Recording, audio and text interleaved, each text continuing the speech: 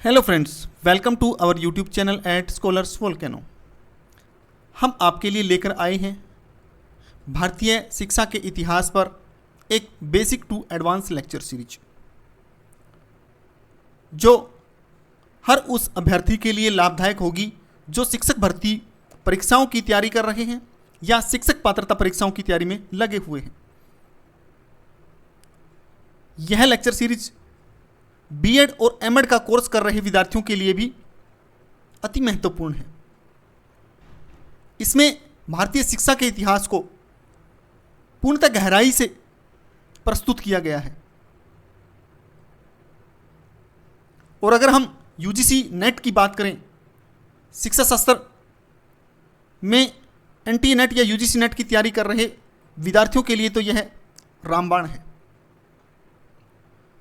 तो इस तरह की महत्वपूर्ण लेक्चर सीरीज से जुड़े रहने के लिए हमारे चैनल को लाइक, शेयर और सब्सक्राइब जरूर करें और बेल आइकन को प्रेस करना ना भूलें ताकि हर नई वीडियो का लिंक आप तक सबसे पहले पहुंच सके। तो बिना देरी किए हम अपनी क्लास की शुरुआत करते हैं। आज का जो हमारा विषय है वो है वैदिक काल में शिक्षा, यानी भारत में जो शिक्षा का प्रारंभ है वो वैदिक काल से माना जाता है, वहीं से इसकी नींव पड़ती है। तो वैदिक काल में किस प्रकार की शिक्षा थी, आइए देखते हैं। वैदिक काल में शिक्षा पूरी तरह धर्म आधारित, मूल्यपरक और जीवन उपयोगी थी। यह केवल बौद्धिक विकास तक सीमित नहीं थी, बल्कि व्यक्ति के सर्वांगीण विकास पर आधारित थी। धर्म के माध्यम से शिक्षा ने व्यक्ति और समाज दोनों को दिशा प्रदान की। अगर हम इसकी प्रकृति और आधार की बात करें तो यह पूर्णतः धर्म पर आधारित थी। धर्म केवल पूजा पाठ तक सीमित नहीं था, बल्कि यह जीवन के सभी पक्षों, सामाजिक, राजनीतिक, आर्थिक, सबको नियंत्रित करता था। शिक्षा भी धर्म का एक अंग मानी जाती थी और उसको विद्या कहा जाता था। अगर हम इसके उद्देश्य की बात करें तो शिक्षा का उद्देश्य केवल ज्ञान प्राप्त करना नहीं था, बल्कि बालक का चरित्र निर्माण, उसका नैतिक विकास, उसकी आत्मिक उन्नति और उसको जीवन के आदर्शों का पालन करना सिखाना था। यानी एक पूर्ण नागरिक बनाना उसका मुख्य उद्देश्य था। अगर हम वैदिक काल में धर्म और जीवन की बात करें तो दोनों का अनूठा समन्वय था, यानी दोनों को अलग नहीं किया जा सकता था। दोनों एक सिक्के के दो पहलू थे। व्यक्ति का पूरा जीवन धर्म के अनुसार संचालित होता था। शिक्षा के माध्यम से ही व्यक्ति धर्म का आचरण करना सीखता था। अगर उस समय की गुरु शिष्य परंपरा की बात करें तो गुरु शिष्य का अनूठा संबंध वैदिक शिक्षा में देखा गया है। औपचारिक शिक्षा गुरुकुलों में उपलब्ध थी। छात्र गुरुकुल या आश्रम में रहकर शिक्षा प्राप्त करते थे। गुरु के पास रहकर वो अध्ययन करते थे। आश्रमों का जो वातावरण था वो पूर्णतः प्राकृतिक और अनुशासित था। वैदिक काल में साहित्य और शिक्षा का अनूठा संबंध था, यानी साहित्य का जन्म ही धर्म से हुआ था और इसमें शामिल वेद, उपनिषद, ये सारे के सारे शिक्षा के मुख्य स्रोत थे। अगर हम इन ग्रंथों की बात करें तो इनके माध्यम से ज्ञान, मूल्य, जीवन दर्शन, इन सब का संचार व्यक्ति में होता था। सामाजिक दृष्टि से शिक्षा को एक प्रक्रिया माना गया था, जिसका उद्देश्य समाज में नैतिकता, सद्भाव और अनुशासन स्थापित करना था। अगर हम वैदिक काल की बात करें तो वैदिक शिक्षा का उदय वेदों से माना गया है। शिक्षा में वेदों का अति महत्वपूर्ण योगदान है। वेदों से शिक्षा का उदय किस प्रकार हुआ, तो प्राचीन भारतीय शिक्षा का प्रारंभ वेद है, यानी वेद हिंदू धर्म का सबसे प्राचीन साहित्य है। इन्हें ही अपौरुषेय यानी मनुष्य द्वारा रचित नहीं माना गया है, यानी इनकी रचना किसी मनुष्य ने नहीं की। अगर हम इसके स्वरूप की बात करें तो प्रारंभ में ये लिखित रूप में उपलब्ध नहीं थे, पूर्णतः श्रुति परंपरा पर आधारित थे, लेकिन बाद में ऋषियों ने इन्हें लिपिबद्ध करना शुरू किया। अगर हम इसके अर्थ की बात करें तो इस विद धातु से बना है और जिसका अर्थ है ज्ञान प्राप्त करना। यानी वेद क्या है, ज्ञान के स्रोत हैं, असीमित ज्ञान के भंडार हैं। वेदों में निहित ज्ञान जीवन के सभी पक्षों से संबंधित है, चाहे वो शारीरिक हैं, व्यवहारिक हैं, आध्यात्मिक हैं। इनका उद्देश्य भी व्यक्ति के सर्वांगीण विकास को, अगर हम वेदों के उद्देश्य की बात करें तो इष्ट की प्राप्ति और अनिष्ट का निवारण इनका मुख्य उद्देश्य है, यानी जीवन को सही दिशा देना। इसलिए वेदों को भारतीय जीवन दर्शन का मूल स्रोत माना गया है। पुराण भी वेदों से संबंधित हैं, यानी प्राचीन परंपरा में वेद को दो भागों में समझाया गया है। यज्ञवेद यानी मुख्य वेद, पुराण वेद यानी पुराण। यज्ञवेद की जब हम बात करते हैं तो इसे सामान्यतः वेद कहा जाता है और इसमें मंत्रों का शुद्ध उच्चारण अत्यंत आवश्यक है। अक्सर शब्द, वाक्य आदि की शुद्धता पर विशेष ध्यान दिया जाता है। वेद यानी जो मुख्य वेद है, यज्ञवेद, आज भी वो मूल रूप में सुरक्षित है। लेकिन जब हम पुराण की बात करते हैं तो पुराण वेद यानी इसको पुराण कहा जाता है और इसमें जो अर्थ या भाव है उस पर अधिक बल दिया जाता है। इसकी भाषा और संरचना में परिवर्तन संभव है, लेकिन वेद की जो भाषा और संरचना है उसमें परिवर्तन संभव नहीं है। इसके साथ साथ जो पुराण है उनको पंचलक्षण यानी पुराणों में मुख्यतः 5 विषयों का वर्णन मिलता है। जैसे सृष्टि, जिसमें सृष्टि की उत्पत्ति का वर्णन है। प्रतिसृष्टि, जिसमें सृष्टि के पुनर्निर्माण का वर्णन है। वंश, देवों व ऋषियों के वंशों का वर्णन है। वंशानुचरित यानी वंशों का इतिहास इसमें वर्णित है और जो मनवंतर है उसमें समय चक्र का वर्णन है। इससे हमें जो प्रकृति है और सृष्टि है उसके जो कार्य व्यवहार है उसका ज्ञान इन पुराणों से मिलता है। अगर हम यज्ञ की बात करें तो यज्ञ वेद का व्यवहारिक पक्ष है। यज्ञ बताता है कि प्रकृति के साथ अनुकूलन किस प्रकार बनाया जाता है, यानी यज्ञ के माध्यम से मानव प्राकृतिक शक्तियों को संतुलित करने का प्रयास करता था, वह सामंजस्य स्थापित करने का प्रयास करता था यज्ञों के माध्यम से। तो निष्कर्ष के तौर पर हम कह सकते हैं कि वेद केवल धार्मिक ग्रंथ नहीं है, बल्कि वे ज्ञान, जीवन दर्शन और शिक्षा के मूल आधार हैं। प्राचीन भारतीय शिक्षा प्रणाली का संपूर्ण ढांचा वेदों पर आधारित था, जो मानव के भौतिक, नैतिक और आध्यात्मिक विकास को सुनिश्चित करता था। अगर हम वैदिक साहित्य के स्वरूप और उसके विकास की बात करें तो प्रारंभ में वेद एक ही था,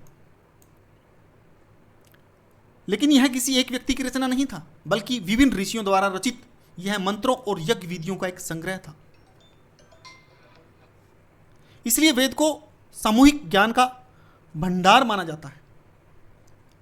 वेद को एक विश्वकोश के तौर पर इस्तेमाल किया जाता था, क्योंकि इसमें आचार विचार, सामाजिक व्यवस्था, इतिहास, भूगोल, विज्ञान, उपासना, इन सब का विस्तृत वर्णन है। इस दृष्टि से वेद उस समय का विश्वकोश कहलाता है। अगर हम मंत्रों के प्रकारों के आधार पर वेदों की बात करें तो उनको 3 भागों में बांटा गया है, जिसमें ऋक यानी ऋचा, जिसमें पद्य रूप में मंत्र शामिल हैं। साम, जो कि गान या संगीत से संबंधित है, जिसमें गाए जाने वाले मंत्रों का समावेश। और यजु, जो गद्य के रूप में, जिसमें मंत्र समाहित हैं। इसी कारण इसको त्रयी यानी 3 भागों वाला कहा जाता है। अगर हम वेद व्यास जी की बात करें तो उनके अनुसार, उनके विभाजन के अनुसार वेद 4 हैं, जो कि ऋग्वेद, यजुर्वेद, सामवेद और अथर्ववेद। देखिए, वैदिक काल के समय वेदों का अध्ययन कठिन था, तो महर्षि वेदव्यास ने इनको 4 भागों में विभाजित कर दिया, जिससे उनका अध्ययन और शिक्षण सरल हो पाया। इसके साथ साथ संहिता और ब्राह्मण का भी वैदिक कालीन शिक्षा में अत्यंत महत्वपूर्ण रोल हम कह सकते हैं।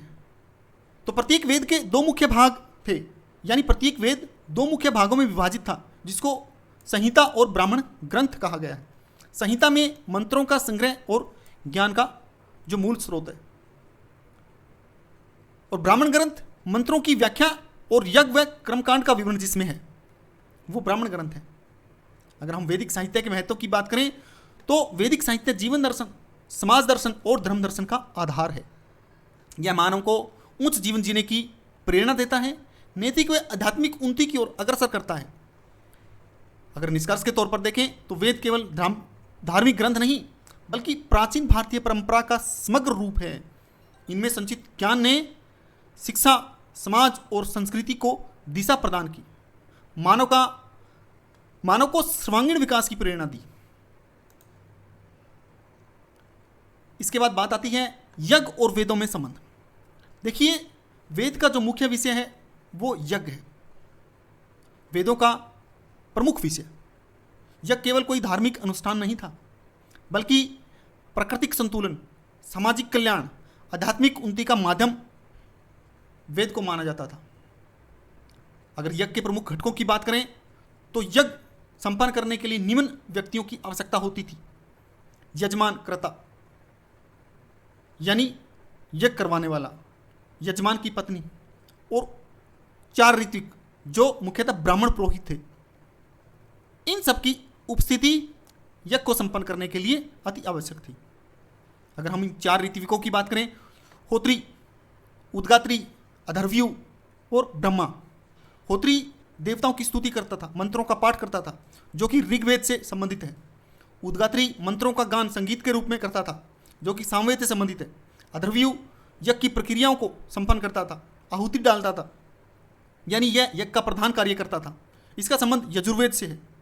और जो ब्रह्मा है वो संपूर्ण यज्ञ का निरीक्षण करता था, त्रुटियों को सुधारता था। वो चारों वेदों का ज्ञाता था। इसके साथ साथ कुछ सहायक ऋत्विकों की भी जरूर थी, लेकिन मुख्य ऋत्विक 4 ही थे। इन सब ऋत्विकों का कार्य विभाजित था।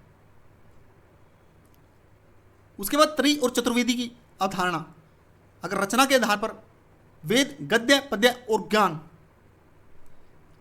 के आधार पर 3 प्रकार माने जाते हैं, इनको ही त्रयी कहा जाता है, यानी 3 वेद कहा जाता है। अगर ऋत्विकों के आधार पर देखें तो वेद 4 हैं, और जो चारों वेदों का ज्ञाता है उसको चतुर्वेदी कहा जाता था। और पुराण, जिसको 5वां वेद माना गया है।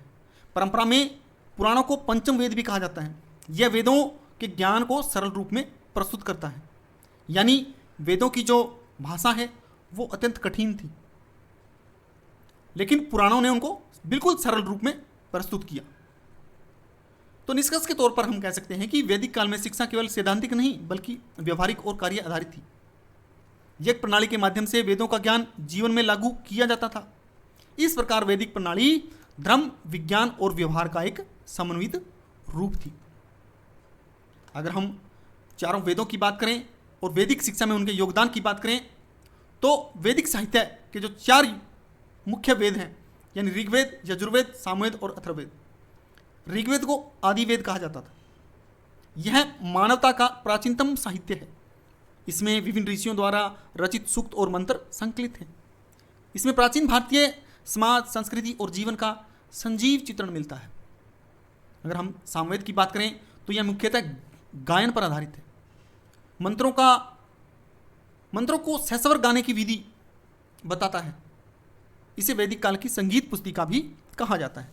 अगर हम यजुर्वेद की बात करें तो इसे प्रार्थना या धर्मकांड की पुस्तक भी कहा जाता है। इसमें यज्ञ, विधि विधान और संस्कारों का वर्णन है।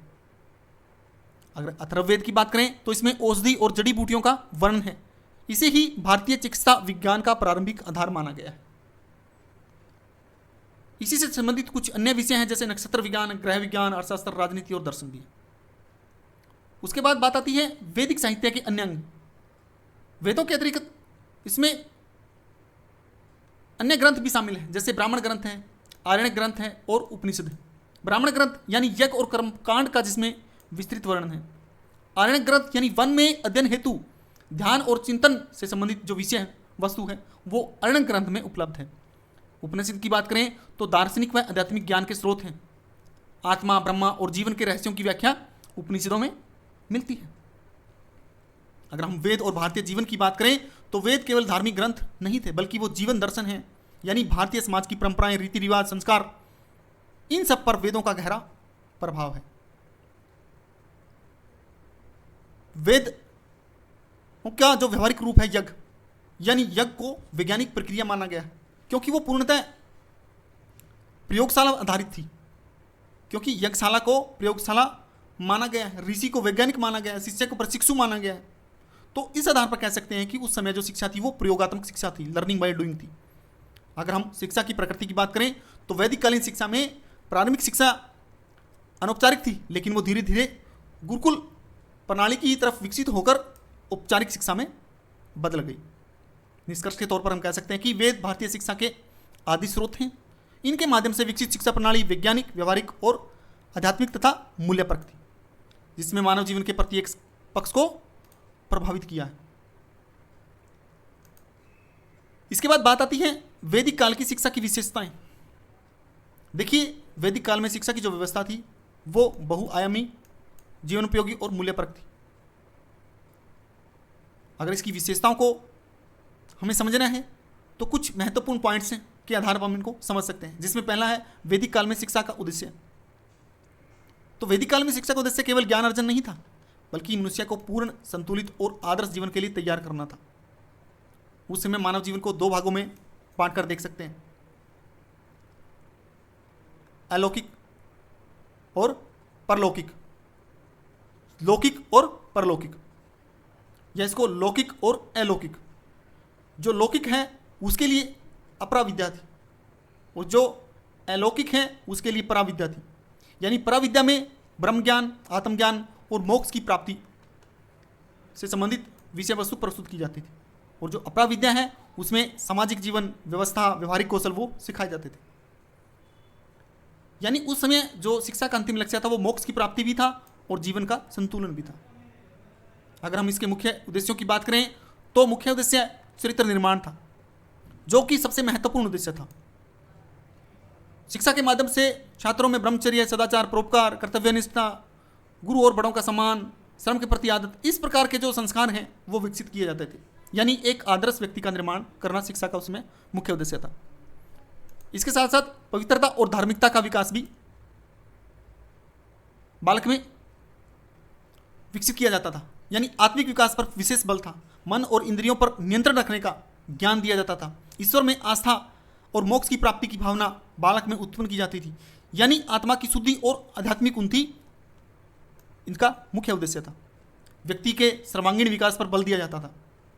छात्रों को स्वतंत्रता और उत्तरदायित्व दिया जाता था ताकि उनमें आत्मविश्वास, सहनशीलता, सामाजिकता, नेतृत्व क्षमता और आत्मसम्मान की भावना उत्पन्न हो सके। उनके अंदर सामाजिक कुशलता विकसित की जाती थी। उनको समाज के प्रति उत्तरदायी बनाया जाता था। उनको माता पिता की सेवा करना, अतिथि सत्कार करना, दीन दुखियों की सहायता करना, समाज सेवा करना, इस तरह के गुण सिखाए जाते थे ताकि वो एक आदर्श नागरिक का निर्माण कर सके। इसके साथ साथ जो शिक्षा है उसका प्रमुख कार्य संस्कृति को सुरक्षित रखना भी था। यानी परंपराओं का संरक्षण भी था। ज्ञान को एक पीढ़ी से दूसरी पीढ़ी तक हस्तांतरित करना भी था। यानी विद्यार्थी ही उस समय संस्कृति के वाहक थे। इसके साथ साथ जीविकोपार्जन की तैयारी, यानी शिक्षा केवल आध्यात्मिक ही नहीं बल्कि व्यवहारिक भी थी। जीवन के लिए बालक को तैयार करने वाली भी थी। शिक्षा के माध्यम से उसको कृषि, पशुपालन, चिकित्सा, युद्ध कला, व्यवसाय जैसे गुण उसमें विकसित किए जाते हैं ताकि वो अपना जीवन यापन आसानी से कर सके। यानी उसको स्वावलंबी बनाना है, सक्षम जीवन के लिए उसको तैयार करना है। तो निष्कर्ष के तौर पर हम कह सकते हैं कि वैदिक कालीन जो शिक्षा थी उसका जो मुख्य उद्देश्य था वो शारीरिक, मानसिक, नैतिक और आध्यात्मिक विकास करना था। बालक के आत्मज्ञान और ब्रह्म ज्ञान पर मुख्य बल देना था। बालक को सामाजिक और व्यवहारिक जीवन के लिए तैयार करना था। यानी कह सकते हैं कि बालक को पूर्णतः यानी एक पूर्ण मानव का निर्माण करना शिक्षा का मुख्य उद्देश्य था। इसके बाद बात आती है दूसरी विशेषता की कि जो बालक की शिक्षा है उसका जो औपचारिक प्रारंभ है वो एक विशेष प्रकार के संस्कार से होता था जिसको उपनयन संस्कार के नाम से जाना जाता। देखिए, वैदिक कालीन जो शिक्षा है वो दो तरह की थी, औपचारिक और अनौपचारिक। जो अनौपचारिक शिक्षा है वो शिक्षा घर पर माता पिता या कुल पुरोहित के द्वारा दी जाती थी। लेकिन जो औपचारिक शिक्षा है जिसका प्रारंभ उपनयन संस्कार से होता था, जिसके बाद बालक आश्रम से गुरु के समीप रहकर, घर से दूर रहकर शिक्षा ग्रहण करता था। तो वैदिक काल में शिक्षा का औपचारिक प्रारंभ उपनयन संस्कार से होता था। यह केवल एक धार्मिक अनुष्ठान नहीं बल्कि जीवन में यानी शिक्षा जीवन में प्रवेश का एक प्रतीक था। अगर हम इसके अर्थ की बात करें तो उपनयन शब्द यानी गुरु के समीप लेके जाना, यानी बालक को शिक्षा हेतु गुरु के पास प्रस्तुत करना, यही बालक की शिक्षा का औपचारिक प्रवेश का प्रतीक था। अगर हम इसकी संस्कारों में बात करें तो हिंदू जीवन में कुल 16 संस्कार हैं जिनमें उपनयन सबसे महत्वपूर्ण है, क्योंकि विद्या आरंभ इसी संस्कार के बाद होता है। यानी इस संस्कार के बाद ही औपचारिक शिक्षा का प्रारंभ होता है। अगर हम इसके उद्देश्य की बात करें तो बालक को शिक्षा के लिए तैयार करना, उसको शिक्षा के योग्य बनाना, उसे अनुशासित, संयमी और संस्कारित जीवन की ओर लेके जाना, यानी उसका ब्रह्मचर्य आश्रम में प्रवेश कराना उपनयन संस्कार का मुख्य उद्देश्य है। उपनयन संस्कार के बाद बालक द्विज कहलाता था। द्विज मीन्स 2 बार जन्म हुआ। अगर हम उसके पहले जन्म की बात करें तो माता पिता से उसका शारीरिक जन्म हुआ, लेकिन दूसरे जन्म की बात करते हैं तो ज्ञान से, विद्या से, यानी गुरु के द्वारा उसको आध्यात्मिक ज्ञान से दूसरा जन्म दिया गया, इसलिए इसको आध्यात्मिक पुनर्जन्म भी कहा जाता था। अगर हम मंत्रों के अनुसार विभाजन की बात करें तो उपनयन संस्कार के समय वर्णानुसार अलग अलग मंत्रों का उपदेश दिया जाता था, यानी वर्ण के अनुसार, यानी ब्राह्मण जब शिक्षा के लिए उपनयन संस्कार ब्राह्मण का होता था तो उसके लिए गायत्री मंत्र से उसका आरंभ होता था। अगर क्षत्रिय का उपनयन संस्कार हो रहा है तो त्रिष्टुप मंत्र का गान किया जाता था। वैश्य के लिए जगती मंत्र। तो इससे स्पष्ट था कि शिक्षा वर्ण आधारित संरचना। अगर हम इसकी मुख्य विशेषताओं की बात करें तो बालक को जनेऊ धारण कराया जाता था, गुरु के द्वारा गायत्री मंत्र का उपदेश दिया जाता था और बाल को विभिन्न नियमों का पालन करना होता था। वो ब्रह्मचर्य है, संयम है, गुरु सेवा है, सादा जीवन है, इन सबको उनको फॉलो करके शिक्षा ग्रहण करनी होती थी। अगर हम शिक्षा से संबंध या शिक्षा के प्रारंभ की बात करें तो उपनयन संस्कार के बाद बालक छात्र गुरुकुल में प्रवेश करता था और वो वैदिक अध्ययन प्रारंभ करता था, यानी वेदों का अध्ययन उपनयन संस्कार के बाद ही संभव था। तो यह शिक्षा को पवित्र और अनुशासित बनाता है। इसी के माध्यम से बालक ब्रह्मचर्य आश्रम में प्रवेश करता था। उसके बाद वो ब्रह्मचारी कहलाता था और ब्रह्मचर्य व्रत का पालन करता था। उपनयन के बाद ही बालक को विशेष वस्तुओं का प्रयोग करना होता था, चाहे वो यज्ञोपवीत है, जनेऊ है, दंड है यानी छड़ी है, मृगशाला यानी हिरण्य की खाल है, कौपीन यानी वस्त्र है, कमंडल है, मेखला है, यानी एक संयम भरा, सादगी भरा और तपस्वी जीवन उसको जीना होता था। उसको गुरुकुल में रहकर शिक्षा ग्रहण करनी होती थी। उपनयन के बाद वो अंत्यवासी या कुलवासी कहलाता था। गुरु के आश्रम में रहकर वो शिक्षा प्राप्त करता था। यदि छात्र अनुशासन का पालन नहीं करता है तो गुरुकुल से निकासन की भी संभावना होती थी। अगर हम आयु की बात करें तो उपनयन संस्कार में वर्ण के अनुसार आयु निर्धारित थी और वो भी सामान्य और अधिकतम 2 प्रकार की आयु का निर्धारण था।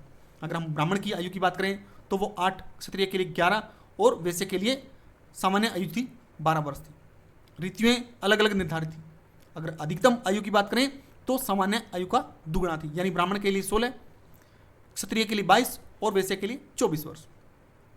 और ये जो आयु का निर्धारण था उसका एक आधार था, यानी उपनयन की आयु का निर्धारण उसकी क्षमता, आवश्यकता और जीवन के उद्देश्य के अनुसार था। यानी हर वर्ण का जीवन का उद्देश्य अलग है, वो समाज में अलग अलग भूमिका निभाता है। उसी के अनुसार उनकी आयु का निर्धारण था और उन्हीं के अनुसार उनके उद्देश्यों के आधार पर, यानी सामाजिक उद्देश्यों या उनके कार्यों के उद्देश्यों के आधार पर उनकी शिक्षा की व्यवस्था होती थी।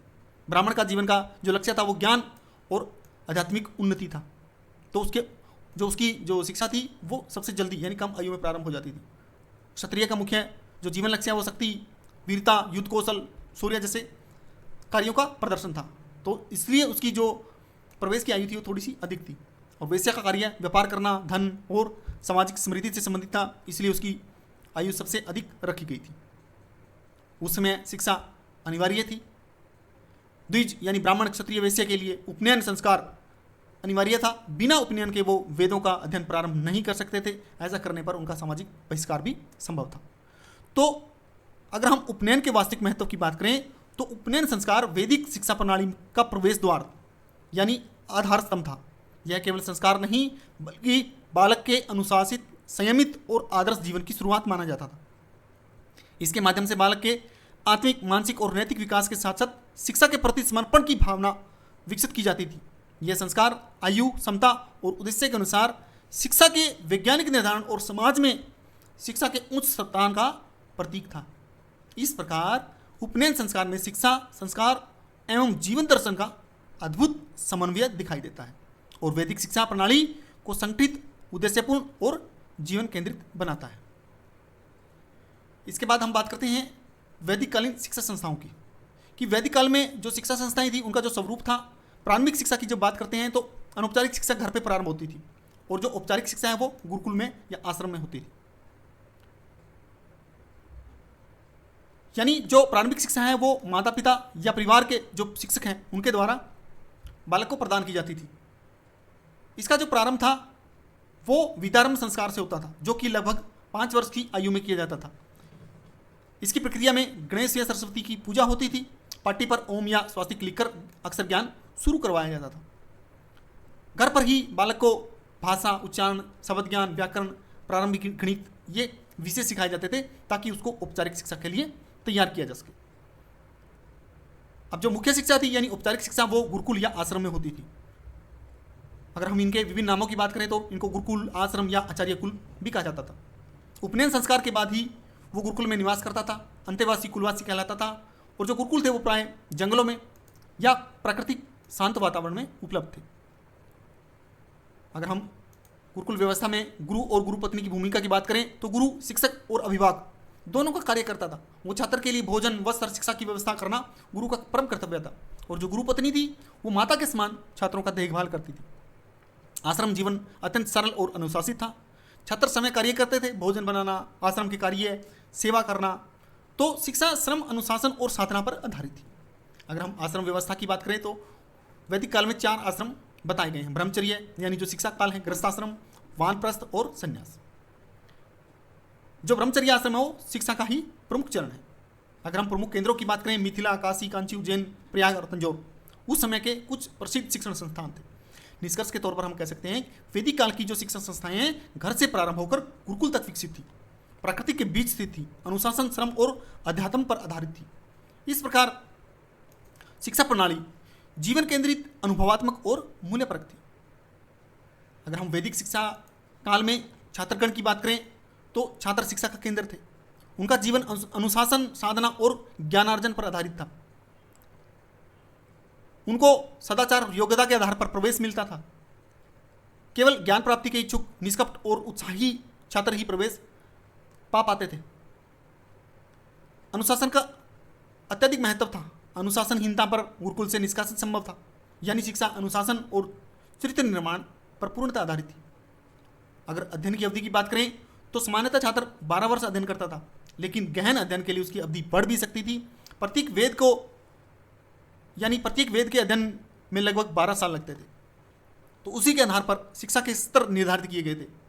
यानी जो एक वेद का अध्ययन करता है उसको स्नातक की उपाधि दी जाती थी। जो 2 वेदों का अध्ययन करता है उसको वसु की उपाधि दी जाती थी। 3 वेदों का अध्ययन करने वाले को रुद्र और 4 वेदों के अध्ययन करने वाले को आदित्य की उपाधि दी जाती थी। यानी जैसे जैसे स्तर बढ़ता था वैसे वैसे छात्रों की संख्या भी कम होती जाती थी। शिक्षा पूर्ण होने के बाद लगभग 24 वर्ष की आयु में बालक ब्रह्मचर्य से गृहस्थ आश्रम में प्रवेश करते थे।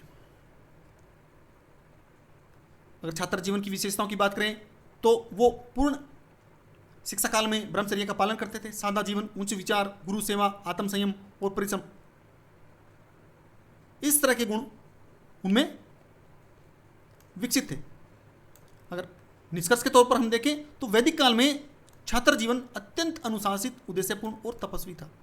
यह केवल ज्ञान का एक माध्यम नहीं बल्कि चरित्र निर्माण, आत्मविकास और सामाजिक उत्तरदायित्व का आधार था।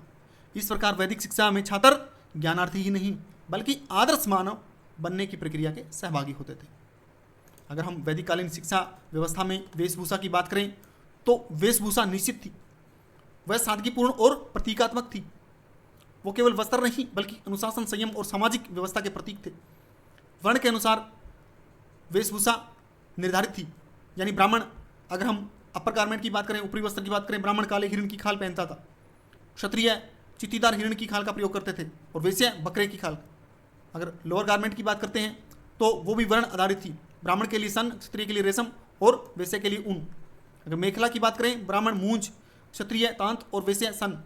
और यज्ञोपवीत यानी जनेऊ की बात करें तो ब्राह्मण सूत, क्षत्रिय सन और वैश्य ऊन से बना जो जनेऊ वो धारण करता था। अगर दंड की बात करें, दंड मीन्स यहाँ एक लकड़ी से है यानी डंडे से है।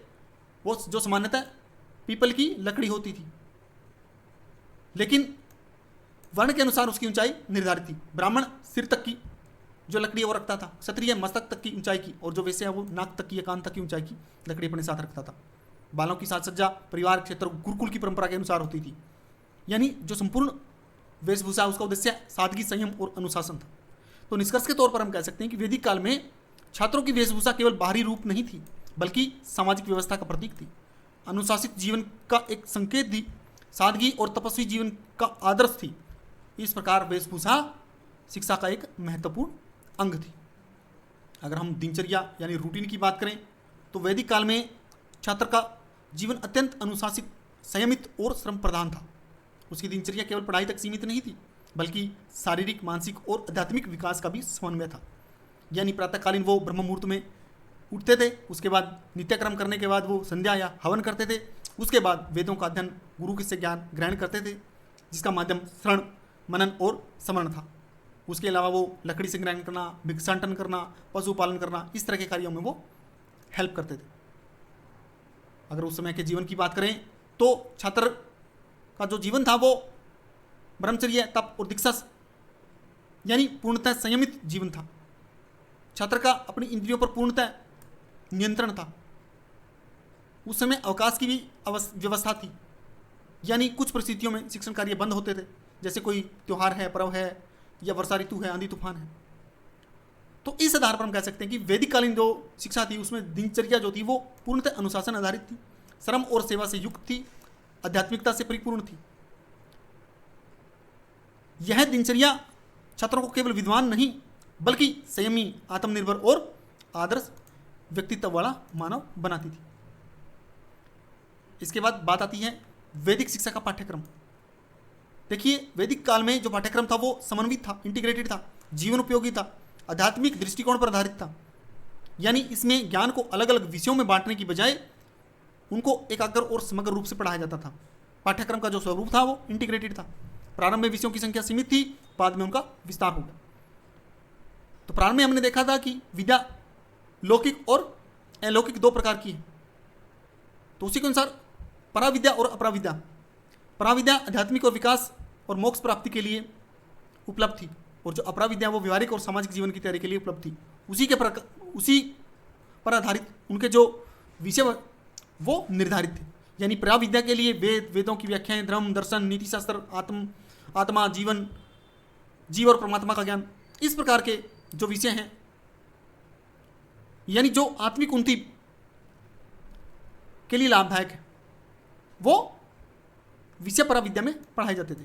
अगर हम अपराविद्या की बात करें तो इसमें पढ़ाए जाने वाले विषय ज्योतिष, इतिहास, गणित, भूगर्भ, जीव विज्ञान, भौतिक विज्ञान, कृषि, वनस्पति विज्ञान, चिकित्सा, यानी जो व्यवहारिक है या जीवन के लिए उपयोगी हैं, तो उन विषयों को अपराविद्या में पढ़ाया जाता था। शिक्षा में वेदांगों का अत्यधिक महत्व था, विशेष रूप से तर्कशास्त्र, जिसका महत्वपूर्ण स्थान था, जिसका मुख्य उद्देश्य बालक में तर्क शक्ति और चिंतन क्षमता को विकसित करना था। भाषा संस्कृत थी। वेदों के अध्ययन के लिए या ज्ञान के लिए संस्कृत का ज्ञान होना आवश्यक था। विशेष शिक्षा की व्यवस्था थी, यानी वर्ण के अनुसार ब्राह्मण को धर्म, यज्ञ और शास्त्र की शिक्षा दी जाती थी, क्षत्रिय को युद्ध कला की शिक्षा दी जाती थी, वैश्य को व्यापार और कृषि कार्यों की शिक्षा दी जाती थी। और उस समय की जो शिक्षा व्यवस्था थी वो प्रयोगात्मक भी थी, यानी यज्ञों के माध्यम से, संस्कारों के माध्यम से व्यवहारिक प्रशिक्षण बालक को दिया जाता था। अनुभव के माध्यम से उसको सिखाया जाता था, यानी शिक्षा सैद्धांतिक भी थी और व्यवहारिक भी थी। निष्कर्ष के तौर पर हम कह सकते हैं कि वैदिक काल का जो पाठ्यक्रम था वो आध्यात्मिक भी है और व्यवहारिक भी है, समन्वित एवं जीवन केंद्रित है, तर्क, ज्ञान और अनुभव आधारित है, जिसका उद्देश्य मनुष्य का सर्वांगीण विकास है। इसके बाद बात आती है शिक्षण विधियों की। तो वैदिक काल की जो शिक्षण विधि है वो अत्यंत व्यवस्थित, व्यक्तिगत, मौखिक और अनुभवात्मक थी। इनमें केवल ज्ञान नहीं दिया जाता था, बल्कि ज्ञान को समझाना, उनको अनुभव करवाना और ज्ञान का आत्मसात करवाना था। मुख्यतः मौखिक विधि का प्रयोग किया जाता था, जिसमें शिक्षक मंत्रों का उच्चारण करता था, उनकी व्याख्या करता था और अपने मत प्रस्तुत करता था, जिसका मुख्य उद्देश्य शुद्ध उच्चारण और सही अर्थ को समझाना था।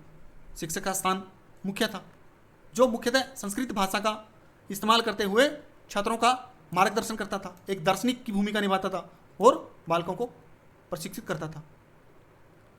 अगर यहाँ पे देखा जाए तो शिक्षा व्यक्तिगत भिन्नता पर आधारित थी, यानी छात्र की जो क्षमता है उसके अनुसार उनको 3 वर्गों में विभाजित किया गया था। बुद्धि के आधार पर उच्च बुद्धि वाले को महाप्रज्ञा, निम्न बुद्धि वाले को अल्पप्रज्ञा और जो औसत बुद्धि रखते हैं उनको मध्यम प्रज्ञा कहा जाता था। सभी छात्र मंत्रों को याद करते थे, लेकिन उनकी व्याख्या उनकी बुद्धि के स्तर के आधार पर अलग अलग थी।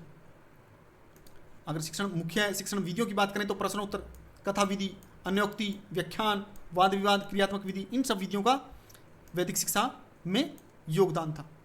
ज्ञान प्राप्ति के लिए तप विधि, श्रुति विधि का प्रयोग किया जाता था। तप विधि में बालक स्वयं अध्ययन करता था, मनन करता था, चिंतन करता था, यानी आत्म अनुभूति द्वारा ज्ञान की प्राप्ति करता था।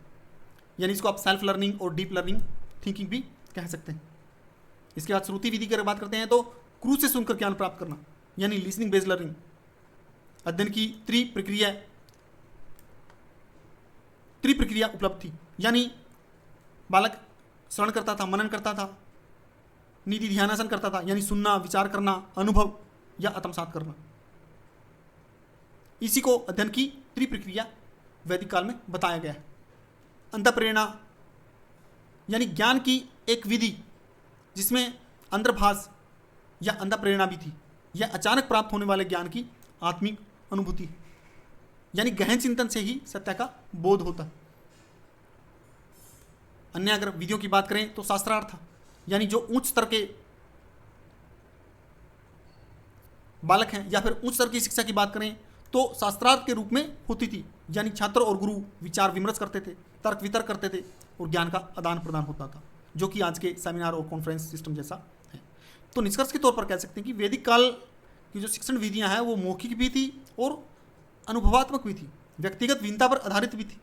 उनमें तर्क चिंतन और आत्मज्ञान का समावेशन किया गया था, जिसका मुख्य उद्देश्य ज्ञान को केवल याद कराना नहीं बल्कि समझाना और जीवन में उतारना भी था।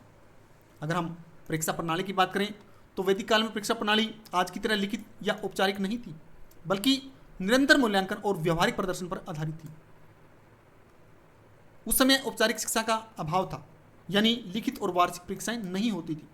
शिक्षा प्रणाली में औपचारिक परीक्षा का कोई विशेष स्थान नहीं था। सीखना निरंतर प्रक्रिया है, न कि एक बार। इसलिए परीक्षा न कि एक बार। तो वैदिक काल में बार बार परीक्षा होती थी, यानी डेली असेसमेंट था। गुरु प्रतिदिन छात्रों का ज्ञान परखता था, त्रुटियों को बताता था, छात्र अभ्यास द्वारा उन कमियों को सुधारते थे। जब तक गुरु संतुष्ट नहीं है अगला पाठ प्रारंभ नहीं होगा।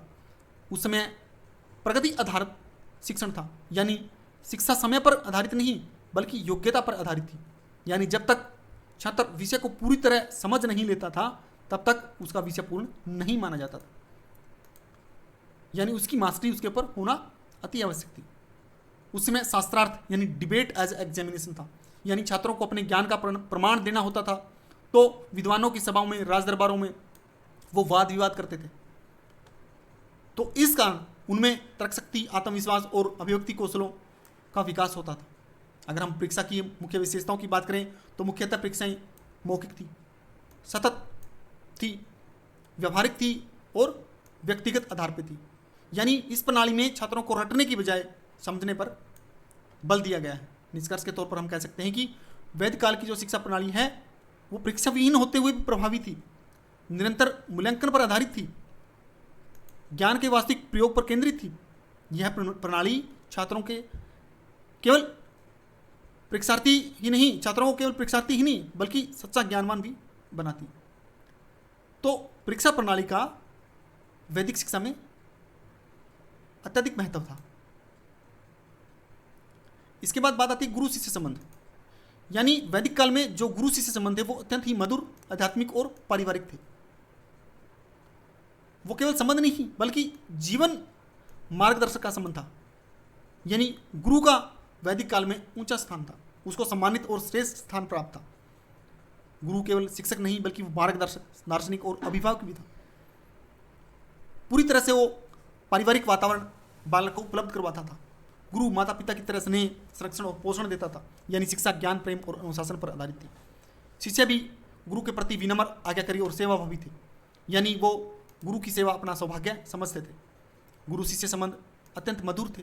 पिता पुत्र जैसा पवित्र संबंध था, जो कि विश्वास, आत्मीयता और दीर्घकालीन था। गुरु भी अपने गुणों से, व्यक्तित्व से, उच्च विचारों से, गहन ज्ञान से, श्रेष्ठ शिक्षण शैली से छात्रों को प्रभावित करता था और छात्र गुरु को अपना आदर्श मानते थे। उस समय के कुछ महान गुरु जैसे कश्यप, वशिष्ठ, विश्वामित्र, अगस्त्य बृहस्पति, शुक्राचार्य, भारद्वाज, अत्रि, कणव, भृगु, गार्गी, मैत्री। तो ये उस समय के यानी वैदिक काल के महान ऋषि हुए हैं, महान गुरु हुए हैं, महान विचारक हुए हैं। तो निष्कर्ष के तौर पर कह सकते हैं कि जो गुरु शिष्य संबंध थे वो प्रेम, सम्मान और विश्वास पर आधारित थे, आध्यात्मिक एवं नैतिक विकास का माध्यम थे, जीवन निर्माण की आधारशिला थे। तो इस संबंध में शिक्षा को केवल ज्ञान तक सीमित, यह संबंध जो है शिक्षा को केवल ज्ञान तक सीमित नहीं रखता बल्कि जीवन को दिशा देने वाला बनाता है। इसके बाद बात आती है नारी शिक्षा की। तो वैदिक काल में नारी का जो स्थान था वो महत्वपूर्ण स्थान था। उस समय नारी केवल गृहस्थ जीवन तक सीमित नहीं थी बल्कि उसे ज्ञान, धर्म और समाज में समान भागीदार समझा जाता था। अगर हम उसके स्थान की बात करें तो वेदों में भी उसको स्त्री को पुरुष की पूरक बताया गया, उसको अर्धांगिनी कहा है, यानी वह जीवन के प्रत्येक क्षेत्र में पुरुष की सहभागी है। उसको शिक्षा का, विद्याधन का पूर्ण अधिकार है। वो वेदों का अध्ययन कर सकती है, दार्शनिक चर्चाओं में भाग ले सकती है। तो शिक्षा व्यवस्था की अगर बात करते हैं तो अधिकांश जो शिक्षा थी महिलाओं की वो घर पर माता पिता द्वारा या कुल पुरोहितों द्वारा दी जाती थी।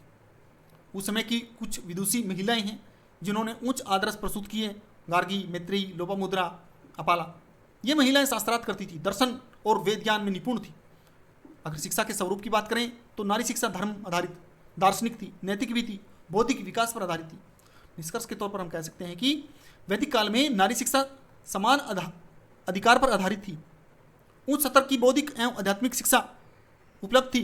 समाज में सक्रिय सहभागिता के आधार पर नारियों को शिक्षित किया जाता था। इस प्रकार उस समय स्त्री केवल गृहस्थ जीवन तक सीमित नहीं थी बल्कि ज्ञान और संस्कृति की संवाहक भी थी। इसलिए नारी को शिक्षित करना अति आवश्यक था, अत्यंत आवश्यक था, ताकि वो समाज में अपना महत्वपूर्ण योगदान दे सके। समावर्तन उपदेश। देखिए, जिस प्रकार वैदिक काल में उपनयन संस्कार के माध्यम से औपचारिक शिक्षा का प्रारंभ होता है, उसी प्रकार औपचारिक शिक्षा का अंत भी होता है। उसके लिए भी एक संस्कार है जिसको समावर्तन संस्कार कहा जाता है। यह कोई औपचारिक विदाई नहीं बल्कि जीवन के अगले चरण में प्रवेश के लिए मार्गदर्शन है। यानी बालक ब्रह्मचर्य आश्रम से गृहस्थ आश्रम में प्रवेश करता है। अगर हम इसके अर्थ की बात करें तो समावर्तन यानी घर की ओर पुनः लौटना। वेदों का अध्ययन पूर्ण करने के बाद छात्र गुरु से अनुमति लेकर आश्रम से विदाई लेता है। इसमें वो ब्रह्मचर्य आश्रम से गृहस्थ आश्रम में प्रवेश करता है, विवाह संस्कार करता है। यानी बालक समावर्तन के समय गुरु को गुरु दक्षिणा अर्पित करता है, और जो गुरु दक्षिणा बालक के द्वारा या छात्र के द्वारा गुरु को भेंट की जाती है वो कोई भेंट नहीं बल्कि कृतज्ञता यानी ग्रेटिट्यूड का प्रतीक है। उसके बाद गुरु उसको अंतिम उपदेश देता है।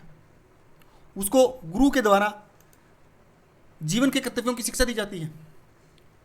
उसमें उसको सदा सच बोलो, वेदों का अध्ययन जारी रखने, स्वास्थ्य की रक्षा करना, धर्म का पालन करना, गुरु वो की सेवा करना, माता पिता की सेवा करना, दान और परोपकार करते रहना, इस तरह के गुणों को सिखाया जाता है। अगर हम इसकी तुलना आधुनिक दीक्षांत समारोह से करें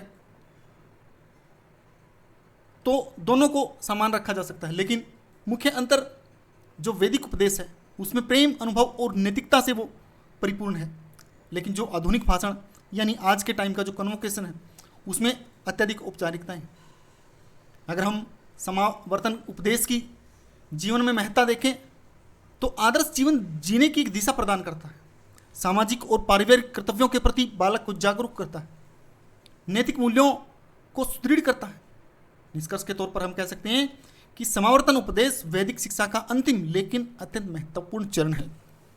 यह केवल शिक्षा की समाप्ति नहीं है बल्कि वास्तविक जीवन की शुरुआत। इस प्रकार यह संस्कार शिक्षा को जीवन से जोड़ता है, यानी छात्रों को जिम्मेदार बनाना, नैतिक बनाना और सफल नागरिक बनाना समावर्तन उपदेश का मुख्य कार्य है।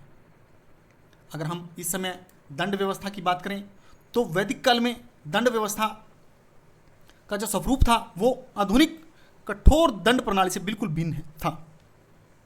यानी यहाँ पे दंड का उद्देश्य किसी प्रकार का कोई दमन नहीं था बल्कि बालक में सुधार करना था। हालांकि उस टाइम दंड का अभाव था, यानी दंड की आवश्यकता बहुत कम महसूस होती थी, क्योंकि शिक्षा में इतना कठोर अनुशासन था। गुरुओं के द्वारा नैतिक शिक्षा बालक को प्रदान की जाती थी। गुरु का अत्यधिक प्रभाव था, जिसके कारण गलती होने का या अनुशासनहीनता का जो हम कह सकते हैं कि बहुत कम चांसेस थे।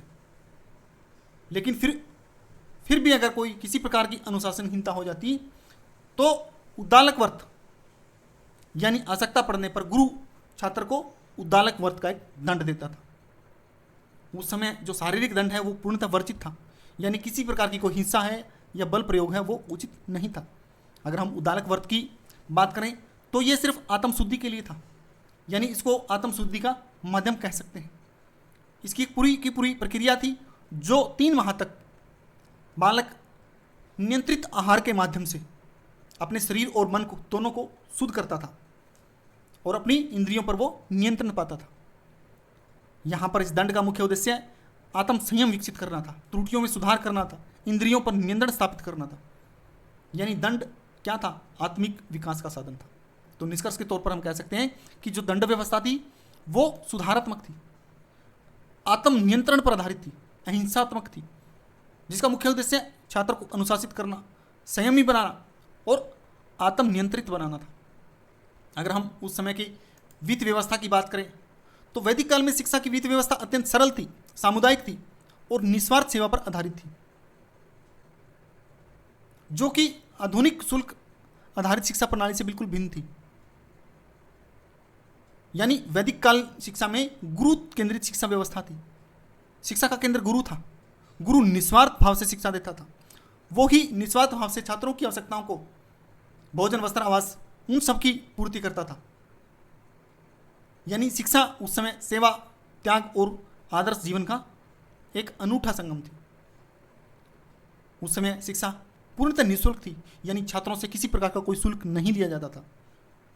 हालांकि छात्र आश्रम व्यवस्था में सहयोग करते थे, वो भिक्षा लाते थे, पशुपालन में सहयोग करते थे, कृषि कार्यों में सहयोग करते थे, लेकिन वो उनके पाठ्यक्रम का भाग था, जिनसे उनमें विभिन्न प्रकार के गुणों का विकास होता था। चाहे वो आत्मनिर्भरता है, श्रम का सम्मान है, सामाजिकता है, उनके लिए वो जरूरी था।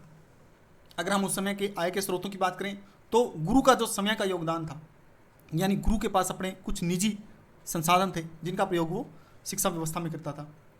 छात्र भिक्षा लेकर आते थे जिससे भोजन की आवश्यकताएं पूरी होती थी।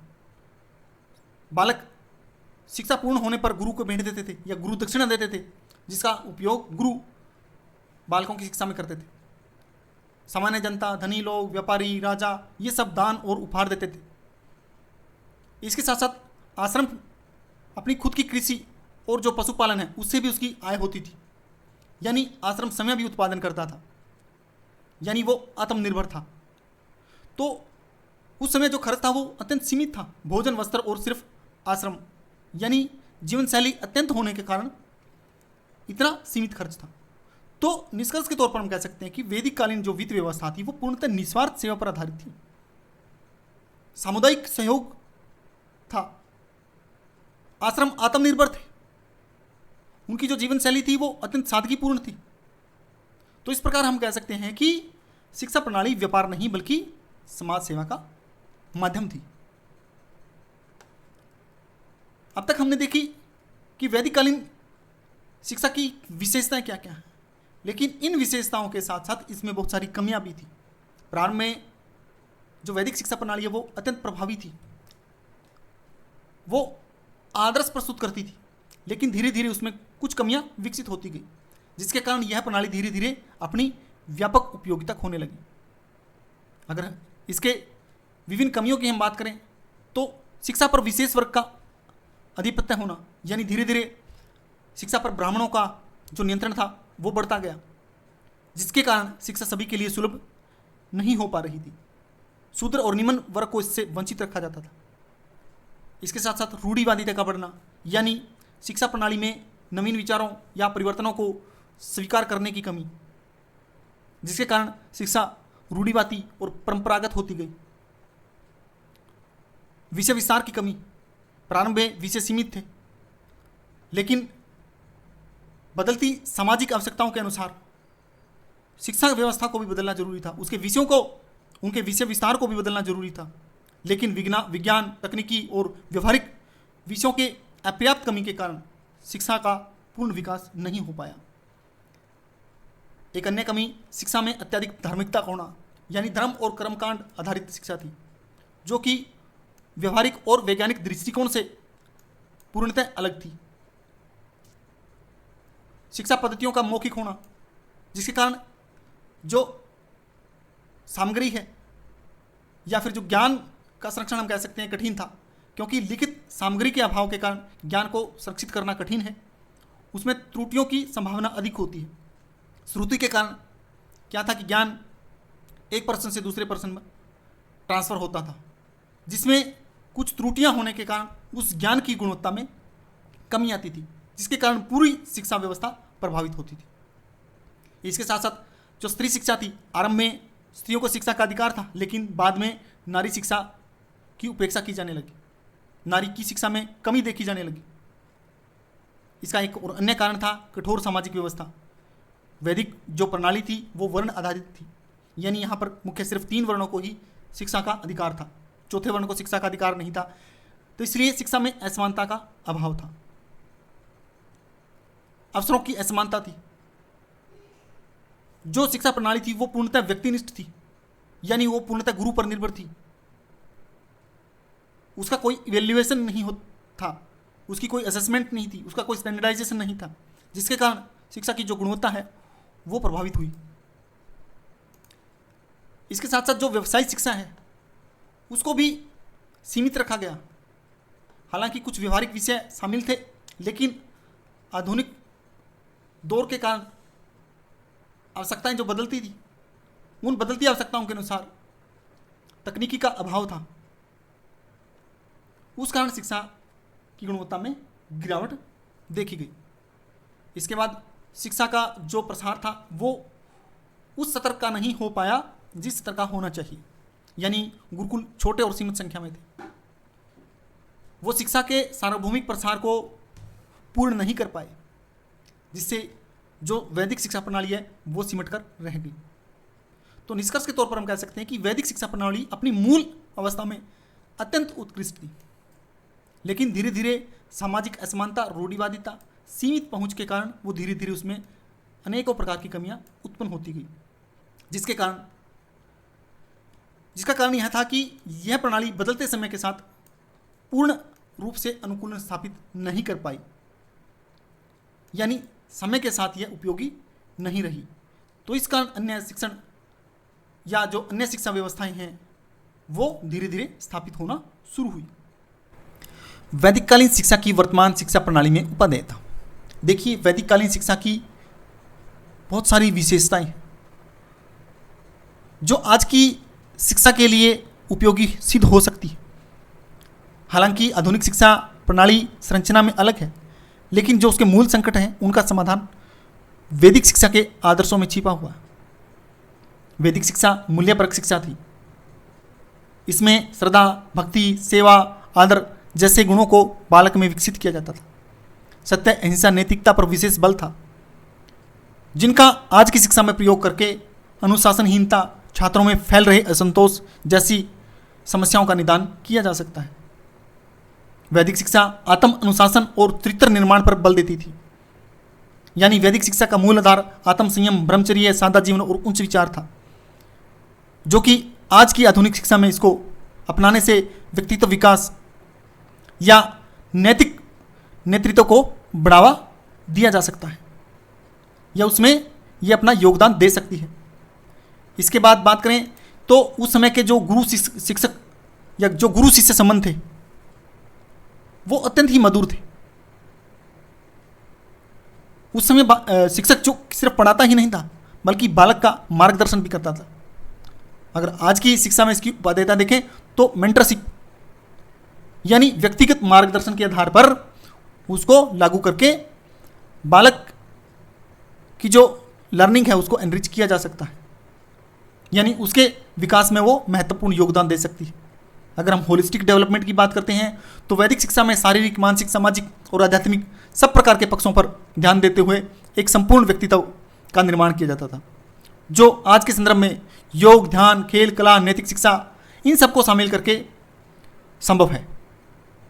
वैदिक शिक्षा जीवन उपयोगी और व्यवहारिक थी, जिसकी आज के जीवन में अत्यंत आवश्यकता महसूस की जाती है, क्योंकि आधुनिक समस्याएं, बेरोजगारी, कौशल की कमी के कारण बालक एक अच्छा जीवन नहीं जी पाता, यानी उसके पास व्यवहारिक शिक्षा नहीं है, व्यवहारिक ज्ञान नहीं है, उसके पास कौशल नहीं है। तो वैदिक शिक्षा में जो जीवन कौशल सिखाए जाते थे, उनके आधार पर अगर आज बालक को स्किल बेस्ड एजुकेशन दी जाए, वोकेशनल ट्रेनिंग दी जाए, तो वो उसके लिए जीवन के लिए, उसके जीवन के लिए उपयोगी हो सकती है और वो अपना जीवन आसानी से जीवन यापन कर सकता है। अगर हम मूल्यांकन की बात करें तो उसका भी उपयोग हम मूल्यांकन व्यवस्था में यानी इवैल्यूएशन सिस्टम में कर सकते हैं। जिस प्रकार वैदिक शिक्षा में कोई औपचारिक मूल्यांकन नहीं था, फिर भी वहाँ पे देखने में पाया कि दैनिक मूल्यांकन था, जो कि आज के कंटिन्यूस एंड कॉम्प्रिहेंसिव इवैल्यूएशन से संबंधित है। यानी बालक का सिर्फ एक बार इवैल्यूएशन नहीं करना, बालक का बार बार इवैल्यूएशन करना, जिससे उसकी जो लर्निंग है वो मजबूत बने। अगर हम सामाजिक और राष्ट्रीय एकता की बात करें तो वैदिक शिक्षा में समाज सेवा, कर्तव्य भावना पर बल दिया जाता था, जो कि आज के समय में वर्ग संघर्ष और जो सामाजिक बुराइयां पनप रही हैं या राष्ट्र विघटन जैसी जो समस्याएं हैं, इनका निदान वैदिक शिक्षा की जो सामाजिक और राष्ट्रीय एकता को लेकर शिक्षा की व्यवस्था थी, अगर उसको इसमें अप्लाई किया जाए तो इस तरह की समस्याओं से निजात पाया जा सकता है। उस समय सांस्कृतिक चेतना के लिए वैदिक शिक्षा को संस्कृति का वाहक माना गया था। आज सांस्कृतिक विरासत से जुड़ाव करना आवश्यक है, क्योंकि भारतीय पहचान को सुदृढ़ करना आवश्यक है। अगर वो नहीं रहेगी तो हमारी पहचान मिट जाएगी और उसका माध्यम केवल और केवल शिक्षा ही है, जो हमारी संस्कृति को, हमारी विरासत को संजोए रख सकती है। तो वैदिक शिक्षा की भांति अगर आज सांस्कृतिक चेतना बालकों में जागृत करके उनको संस्कृति का वाहक बनाया जा सकता है, उनको संस्कृति का संरक्षक बनाया जा सकता है।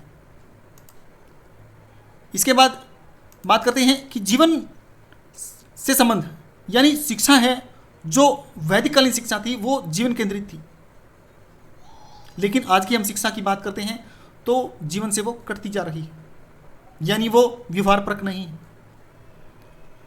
तो वैदिक शिक्षा प्रणाली की भांति अगर जीवन परक शिक्षा उपलब्ध हो या फिर एक्सपीरियंशियल लर्निंग है या जो जीवन से जुड़ी हुई शिक्षा है, अगर वो दी जाए तो बालक का जीवन सफल हो सकता है। अगर निष्कर्ष के तौर पर हम देखें तो आधुनिक शिक्षा की जो समस्याएं हैं, चाहे वो अनुशासनहीनता, बेरोजगारी, नैतिक पतन, सामाजिक असंतुलन है, इन सब का समाधान वैदिक शिक्षा के मूल तत्वों में निहित है। यानी मूल्यपरक शिक्षा के माध्यम से, आत्म अनुशासन के माध्यम से, जो गुरु शिष्य संबंध हैं, या फिर जो वैदिक कालीन शिक्षा समग्र विकास की बात करती है, अगर इन सब तत्वों का समावेशन हमारी आधुनिक शिक्षा पद्धति में किया जाए तो बहुत सारी समस्याओं से निदान पाया जा सकता है। यदि इन आदर्शों को आधुनिक संदर्भ में अपना लिया जाए तो भारतीय शिक्षा प्रणाली पुनः विश्व में अग्रणी स्थान प्राप्त कर लेगी। तो इस तरह से हमने देखा कि वैदिक शिक्षा का इतिहास क्या रहा, उसके बाद इसकी विशेषताएं क्या रहीं, इसकी कमियां क्या रहीं, हमारे आधुनिक जीवन में इसकी क्या उपयोगिता है। तो एक हम संक्षिप्त और समग्र पुनरावलोकन कर लेते हैं, यानी फाइनल रिवीजन के तौर पर इसको देखते हैं कि वैदिक शिक्षा क्या थी, इसका आधार क्या था। शिक्षा का आधार धर्म था, आध्यात्मिकता थी, लेकिन भौतिक जीवन की उपेक्षा इसमें नहीं की गई थी। यह धर्म प्रधान किंतु संतुलित शिक्षा थी। शिक्षा का उदय वेदों से था, वेद 4 थे, परा और अपरा विद्या का सुंदर समन्वय था, अंतिम लक्ष्य मोक्ष की प्राप्ति और संतुलित जीवन था। शिक्षा का उद्देश्य नैतिक चरित्र, आत्म पवित्रता, संस्कार निर्माण, सत्य निर्माण, यानी पूर्ण व्यक्तित्व का निर्माण था। यानी शिक्षा ज्ञान, आचरण और मूल्य पर आधारित थी। यानी इसका मुख्य लक्ष्य जो था वो सर्वांगीण विकास और मोक्ष की प्राप्ति था। शिक्षा का प्रारंभ उपनयन से था, जो लगभग 8 से 12 वर्ष की आयु में संस्कार था जो वो किया जाता था। उसके बाद बालक ब्रह्मचारी कहलाता था और ये सभी के लिए अनिवार्य था। शिक्षक संस्थाएं, प्रारंभिक शिक्षा संस्थाएं, घर, औपचारिक शिक्षा जो संस्थाएं थी वो गुरुकुल या आश्रम थे, यानी छात्र आश्रम में रहकर शिक्षा प्राप्त करते थे। छात्रगण, उनके प्रवेश का आधार सदाचार और योग्यता थी और वो लगभग 12 वर्ष तक सामान्यतः अध्ययन करते थे।